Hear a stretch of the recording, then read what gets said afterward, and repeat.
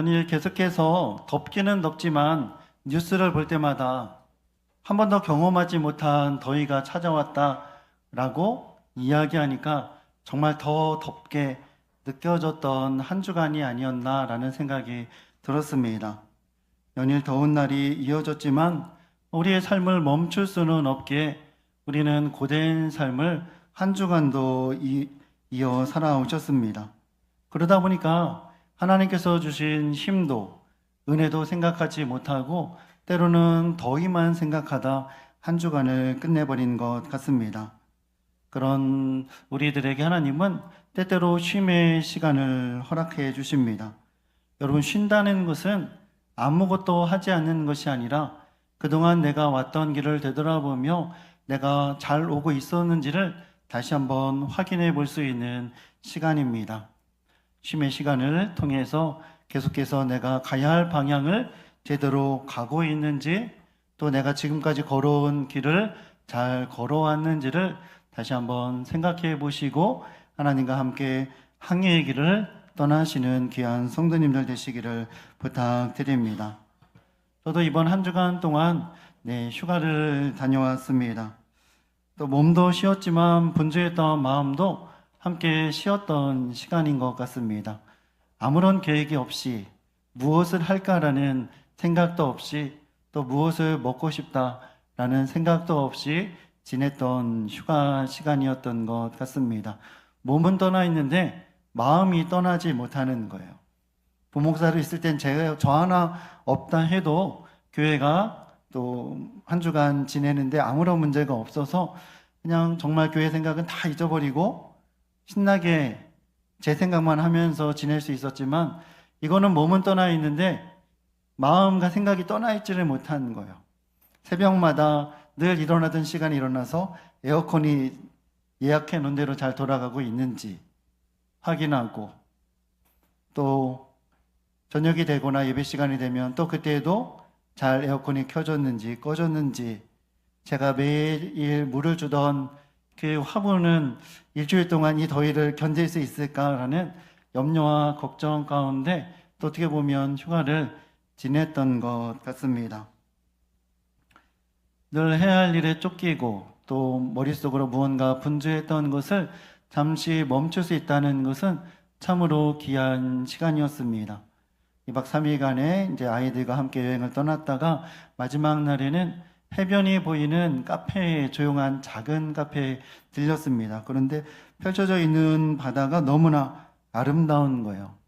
잔잔한 파도와 또 푸른 하늘을 바라보니까 왜 이제 알았을까? 좀 더 빨리 알았으면 이곳에서 조금 더 오래 쉴 수 있었을 텐데 라는 아쉬운 마음도 있었습니다. 무엇보다 가만히 아무것도 하지 않는 그 시간이 매우 평안하게 느껴졌습니다. 그런 풍경에 이끌려서 해변으로 잠시 나갔어요. 저렇게 좋은데 그냥 갈 수는 없다. 바닷가에 왔는데 원래 물을 싫어하게 물에도 들어가지 않는 저였지만 발이라도 좀 담그고 가야겠다라는 생각을 가지고 해변으로 나갔어요. 그런데 거기에 표지판이 하나가 세워져 있는 겁니다. 개인 파라솔 설치 금지. 그것을 딱 보는 순간 평안했던 마음이 와장창 깨져버렸어요. 제가 그곳에서 나가서 그래도 차에 파라솔도 싣고 다니니까 파라솔 설치하고 캠핑 의자 놓고 물에다 발이라도 잠깐 담갔다 가야겠다라는 생각이 들었는데, 개인 파라솔 금지라는 그 표지판 문구 하나에 제 마음이 막 무너져 내리고 화가 나는 거예요. 이 바다가 뭐 자기 거야? 저분들이 뭐 전세를 왜 여기다 하라 마라 할 수 있지? 라는 생각이 들었는데, 너무 덥다 보니까 바닷가에도 사람들이 없는 거예요. 그분들도 그늘막을 설치했는데 그 그늘막을 설치하는 사용하는 사람들이 거의 보이지 않았습니다. 그리고 저기 그늘에 모여있는 그 마을 주민들 같은 분들이 보이기 시작하면서 제 마음에 다른 생각이 들기 시작했습니다. 제 마음은 잠시 불편하면 그만이지만 저분들의 생계는 잠시가 아니라 계속해서 불편할 수도 있겠다라는 생각이 들었어요. 그러면서 그냥 불평하지 말자. 전 잠시 그냥 좀 평안이 깨지고 가면 그만이지만 저분들의 삶은 한철 장사로 먹고 사시는 분들인데 저럴 수도 있겠다라는 생각이 들었기 때문입니다. 상황은 변한 것이 없었어요. 제가 파라솔을 설치할 수 없다는 것도 변치 않는 사실이었습니다. 그러나 그분들의 모습을 보면서 제가 마음과 생각을 좀 고쳐 먹었어요. 그래, 나조차고 온 것 아닌데 저분들의 삶이 지속될 수 있도록 그늘막에 사람들이 많이 사용했으면 좋겠다라는 생각을 해보는 시간이었습니다. 그래요. 내가 보고 있는 것이 전부가 아닙니다. 또 내 생각이 항상 옳은 것도 아닙니다. 그런데 우리는 신앙생활을 하면서도 언제나 내가 옳다라는 생각을 가지고 살아요. 내가 하는 것이 기준이다 라는 생각도 가지고 살아갑니다. 그래서 우리는 하나님께서 내가 생각지 못한 방법으로 하나님의 일을 하시면 불편해요. 하나님의 일인데도 불구하고 내 생각과 다른 모습으로 움직여지면 우리는 그것을 불편하게 생각하며 신앙생활을 할 때가 종종 있습니다. 하나님께서 왜 이렇게 하시는지 받아들이지 못할 때도 있습니다. 그러나 하나님은 우리의 익숙한 생각을 넘어서 일하시는 분이다라는 것을 꼭 기억하시기 바랍니다. 예수님께서 오늘 말씀하시는 누룩의 비유가 바로 그러한 사실을 우리에게 보여주는 말씀입니다. 여러분, 하나님의 나라는 어떻다 말씀하고 계십니까? 누룩과 같다라고 말씀하세요. 하나님의 나라가 누룩과 같다라고 말씀하십니다. 하나님의 나라는 어떠한 나라라고 생각하십니까? 성도님들이 생각하시는 하나님의 나라의 모습은 어쩌면 금은 보화가 가득하고 번쩍번쩍하고 항상 좋은 사람들만 모여져 있는 나라라고 생각하실 수도 있습니다. 그래서 하나님의 나라는 나와 같은 사람들이 갈 수 있는 곳이라고 생각해요. 하나님의 나라는 저 사람들과 같은 사람은 있어서는 안 되는 곳이라고 생각할 때가 종종 있지 않으셨습니까? 그런데 오늘 예수님은 말씀하세요. 하나님의 나라는 누룩과 같다라고 말씀하세요. 당시 사람들에게는 이해하기 어려운 말씀이었습니다. 왜냐하면 누룩은 좋은 것으로 비유되지 않기 때문입니다. 누룩은 유대인들에게 좋은 이미지가 하나도 없는 그러한 재료였기 때문입니다. 6월절이 되면 집에 있는 모든 누룩을 제거하라고 말씀하셨어요. 누룩은 오래된 것, 또 부패한 것, 썩은 것을 의미하기 때문에 6월절을 맞이하기 위해서는 집안에 있는 모든 누룩을 제거해야만 했습니다. 또 예수님은 바리새인들을 보시고 뭐라고 말씀하셨습니까? 바리새인들의 누룩을 조심하라고 말씀하셨어요. 또한 사도 바울은 우리의 죄가 누룩처럼 퍼져갈 수 있음을 경계해야 한다라고 말씀하시기도 했습니다. 그런데 예수님은 오늘 천국이 하나님의 나라가 누룩과 같다라고 말씀하세요. 여러분, 받아들이실 수 있겠습니까? 내가 봤을 때, 저거 왜 이렇게 좋지 않지? 그런 곳이 천국과 같다라고 말씀하신다면 여러분, 그것을 기쁨으로 누리실 수 있겠습니까? 천국은 어떤 곳입니까?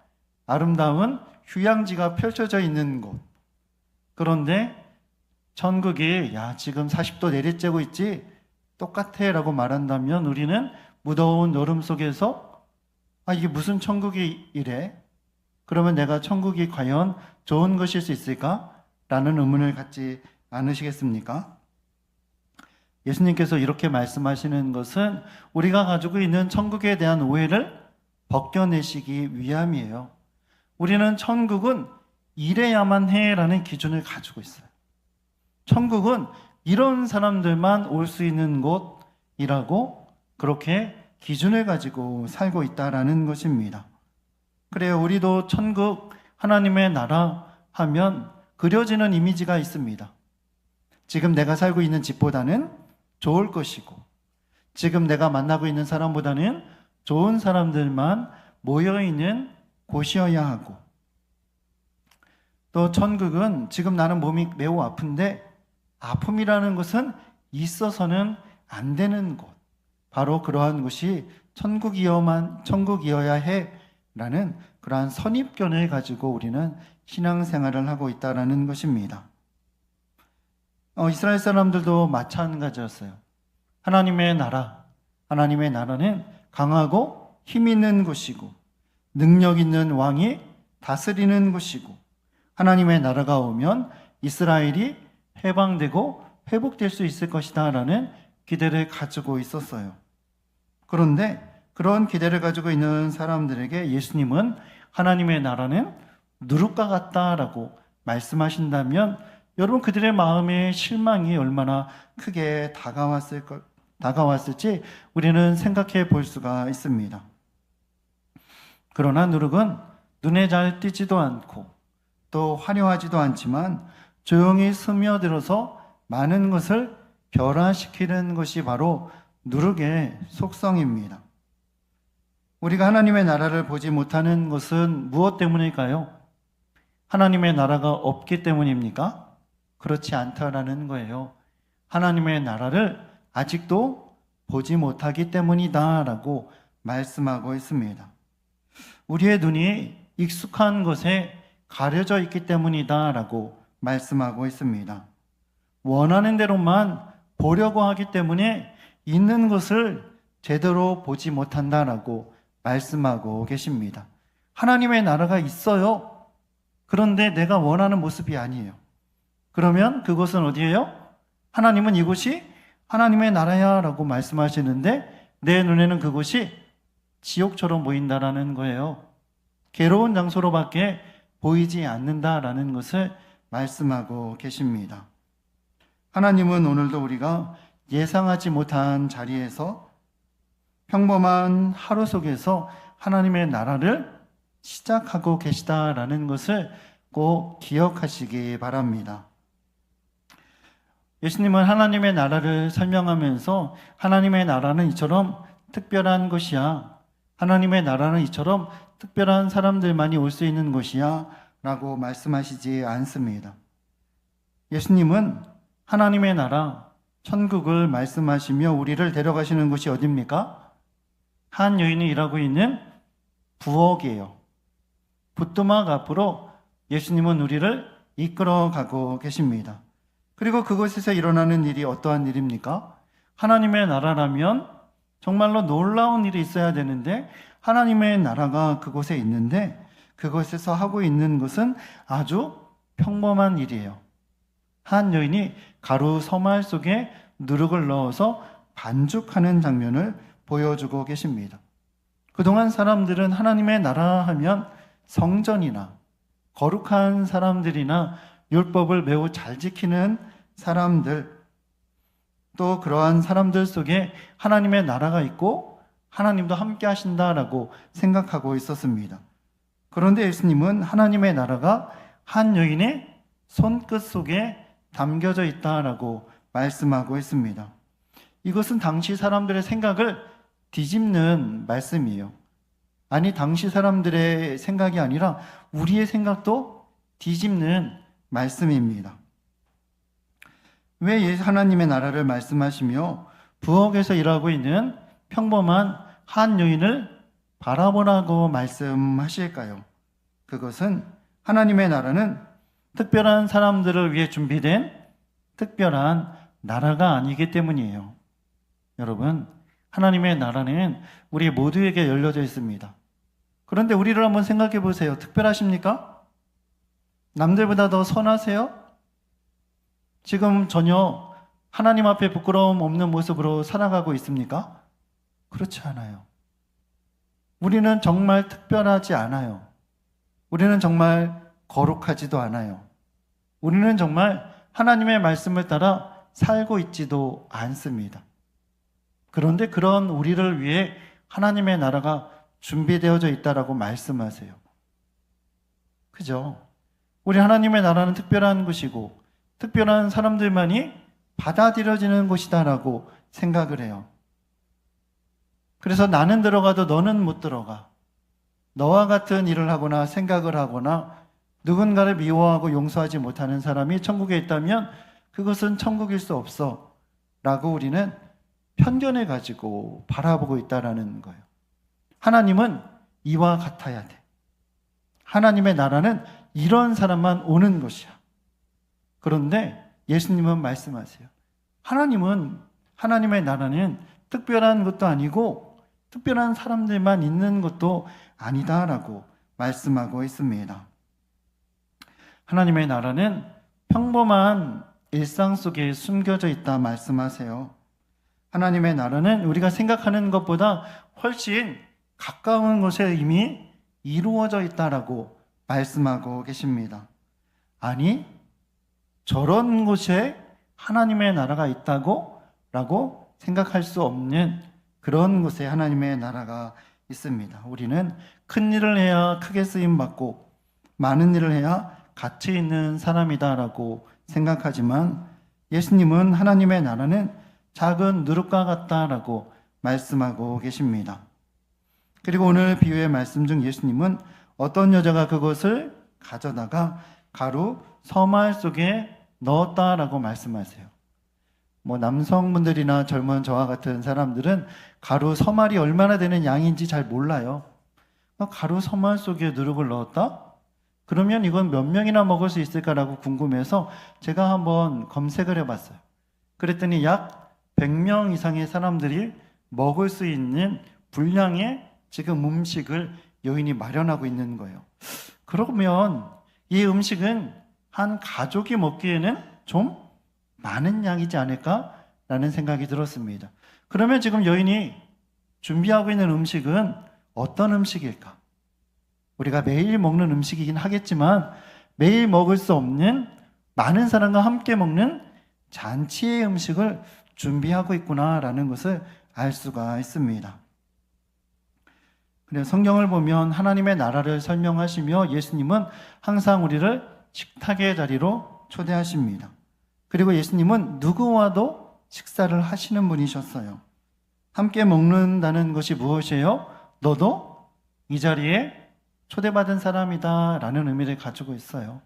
이 여인이 지금 준비하는 음식은 우리끼리만 먹을 거야 라는 음식이 아니에요. 우리만 먹을 거야, 너네들은 다 가, 필요 없어 라는 음식이 아니라는 거예요. 지금 여인이 준비하는 것은 나도 먹지만 우리 가족도 먹지만 이웃들과 함께 나눠 먹는 음식을 준비하는 시간이었습니다. 그런데 우리의 모습은 어떻습니까? 우리는 항상 벽을 만들고 살아가요. 너는 나와 함께 할 수 있고 너는 나와 함께 할 수 없어. 너는 내가 이해할 수 없는 사람이야. 저 사람은 받아들이기가 힘들어. 좋은 사람이 있고 나쁜 사람이 있고 내 편이 있고 네 편이 있고 가까이 해야 할 사람이 있고 가까이 할 수 없는 사람을 구별지으며 경계를 쌓으며 살아가고 있지는 않습니까? 하나님의 나라는 경계가 없는 것이라는 거예요. 여인이 지금 준비하는 음식은 경계가 없는 음식을 준비하고 있어요. 우리만 먹을 거야 라는 음식이 아니라 모두 함께 먹어야지라는 음식을 준비하는 자리, 그 자리가 바로 하나님의 나라다라고 말씀하고 있습니다. 여러분, 내가 여전히 어떠한 경계를 쌓으며 살아가고 있다면 그 사람은 하나님의 나라가 무엇인지를 전혀 이해하지 못하고 있는 사람일 뿐입니다. 어리석은 사람인 거예요. 하나님의 나라를 누리지 못하고 하나님의 나라를 배척하고 있는 사람입니다. 나와 다르면 함께 할 수 없다면 나는 항상 혼자 살 수밖에 없어요. 나는 항상 외로운 존재일 수밖에 없는 것입니다. 그런데 하나님은 이렇게 외롭게 살 수밖에 없는 우리들을 초대하세요. 너도 괜찮다. 아, 너도 괜찮아. 저는 죄가 있는데요. 그래도 괜찮아 라고 말씀하세요. 저는 하나님의 일을 조금밖에 안 했는데요. 그래도 괜찮아 라고 받아주시는 나라, 받아주시는 분이 하나님의 나라고 하나님이시라는 것을 오늘 누룩의 비유를 통해서 우리에게 말씀해 주고 계십니다. 그렇습니다. 우리가 하나님의 나라의 식탁에 앉아 있는 것은 자격이 있기 때문이 아니에요. 하나님께서 우리를 받아주셨기 때문이에요.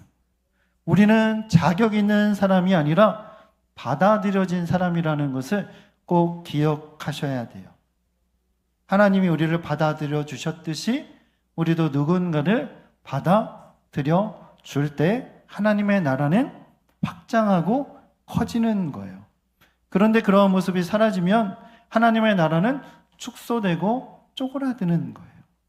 항상 그래서 우리가 어떤 사람으로 부러움 받았는지를 꼭 기억해야 합니다.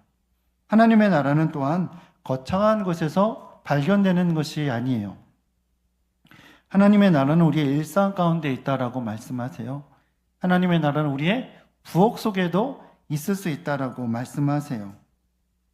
그렇습니다.